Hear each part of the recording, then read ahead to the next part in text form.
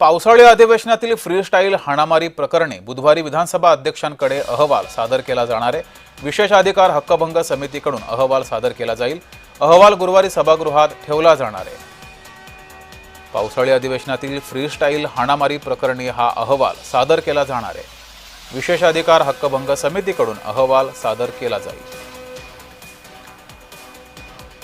मुंबईमध्ये पार पडलेल्या पावसाळी अधिवेशनामध्ये फ्रीस्टाईल हाणामारी झाली होती आणि या प्रकरणी आता अहवाल सादर केला जाणार आहे। यावर सुनावणी होईल। विधान भवन परिसरामध्ये ही हाणामारी झाली होती। आमदार जितेंद्र आव्हाड यांचे कार्यकर्ते आणि दुसरीकडे